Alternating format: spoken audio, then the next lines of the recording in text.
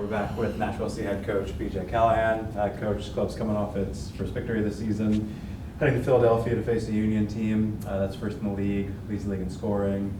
How's training gone so far this week, and what do you expect to see Sunday from Philly? Yeah, I think obviously getting the win at home in front of the fans in Geodis was a good step forward for us. After I think we put in two good performances, to start the season, and then to be rewarded with a win was a good way to build some positive momentum into this week. Training so far has been sharp, understanding that we're going up against a team that's first place in the East, deservedly so. A team that plays with great energy. And we expect a highly competitive game for sure. Thanks, Coach. We'll start in the room with Ben, and go ahead if you have to ask him.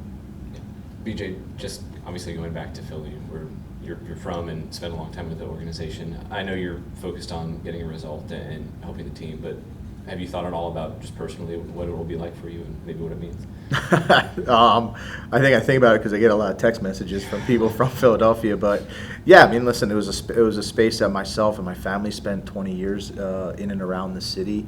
It was a team that I was a fan of before I was a professional soccer coach. So, and it's a club that I would say gave me my first opportunity. So you're always going to have those moments, but it'll just be nice to see people that kind of supported you along the way when you were working your way through the I would say the kind of the coaching pathway.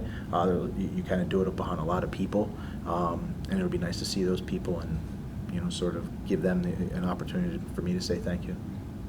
And then I think it was just yesterday that it got announced Andy is going to the Honduran national team. Obviously, he's played a pretty important role for you guys, even aside from the goal that he scored. How does his absence maybe impact you guys? And kind of as a part two to that, do you expect Julian to be able to participate, or is he still kind of working back? Are you alluding that Andy's not playing this weekend? I thought he was called up for the 16th. I think he's going to play for us. I think the official window opens on the 17th. Gotcha. So don't quote me on that. But my understanding is that he'll play and then leave after the Philadelphia game. But again, I would say in terms of the call up for any of the players that get called up, it's a great honor to represent your country. But it's also a great honor for Nashville. I think team success breeds individual accolades, and the more successful we are as a team, the more we hope individual accomplishments, whether it's the national team or teams of the week or recognition for the individuals comes, and it's something that we wish all of our guys that are going to leave and play for the national teams to do well. Go ahead, Clay. BJ, we were just talking to Jack, and he said how important it's been for him and for the team itself, the fact that you put up so much pressure up the field against other teams. Is Philadelphia one of those teams in which you have to actually stress even more in terms of keeping them away from your own goal as much as possible?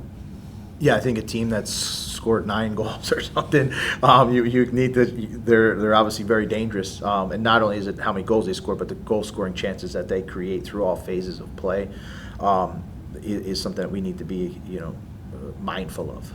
So yeah, of course we're going to have to try and get pressure to them and deny sort of I would say like the supply chain of how they create scoring chances, but it's going to be a great challenge for us, and I think we're up for it. Now, in terms of maybe not going into much detail, but in terms of Nashville, what you guys bring to the table that maybe they haven't faced yet, even though they scored so many goals and their 3 wins on the season? I'm talking about Philadelphia. Yeah, again, I think we're a team that when we're with the ball, we're trying to find ways to disorganize and unbalance the team. So for us, we want to go out and still be ourselves no matter who we play. And if that's if the opportunity, I think again you saw in the Portland game, there was an opportunity to control the build-up, attract the opponent, and try to find space behind. And so I think for us it's just about continuing to do what we do and get better at it. There's still things that we take away from the Portland game that we can improve, and that's what we want to see in the next week. And we're only going into the 4th week of a long season, so each week is just kind of an opportunity to get challenged in a different way, about what we want to do and continue to kind of get better from that. We'll go to the Zoom, and same as before, go ahead and ask 2 questions if you have them. We'll start with Jacob and then go to Willard. Yeah, BJ, I guess, is it any different for you preparing for a Sunday 1 p.m. game on the road than it would be just for a normal, night game? I wouldn't say the day of the week is any different. We schedule our weeks to have the same type of preparation lead into each match that we can. Certainly in an afternoon game, I think your game day preparation changes a little bit. You can't eat 4 meals and and those type of things. So we've actually had the opportunity to do that a little bit when we went to Austin. It wasn't I don't think it was at 1 o'clock. I think it was at 2 o'clock.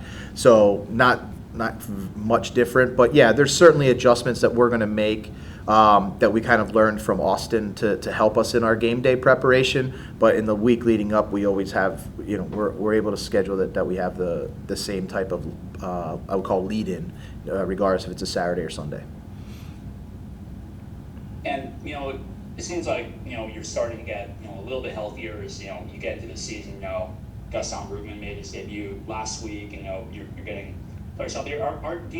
I'm curious, do you treat injuries at this point in the season any differently than you would maybe during mid-season or late in the season in terms of playing it safe or just like making sure guys are ready to go?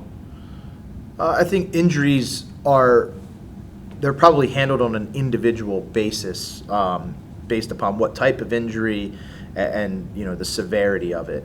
But you certainly don't want to have moments where you get re-injured, and now you're starting to have guys lose, multiple weeks on due to the same injury. So for us, yeah, we're going to make sure that when we bring guys back, they're they're in the best spot possible. I mean, I think we have great confidence and a really good plan with our high performance department that and good communication with the player, the coaching staff, and that group to do that. So I think when we bring guys back, we're confident that they can play at the level that they want to play. Would be the best way to say it. Go ahead, Blair. BJ, you had a couple different penalty takers last game. I'm just curious, is this something that you or the coaching staff decides, or is it something the players decide on there? And are there any changes to that process going forward? It's something that we've decided as a team before the games. So we know that Hani's our primary and Sam is our secondary, and we don't expect any changes to that.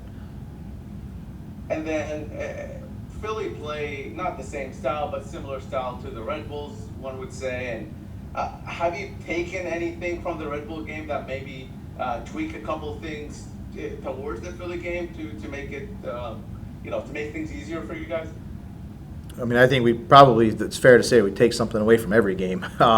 Each team kind of is always going to present a different challenge, whether it's the individual player matchups or the tactical matchups. So, the same way we took something from the Red Bull game, from the New England game into Red Bull into Portland, I would say that we're going to take learning lessons from all three of those and try to apply some different things that we see Philadelphia does well and how we have to sort of counteract it. But yeah, I mean, it's a constant learning cycle that we have here and part of our process.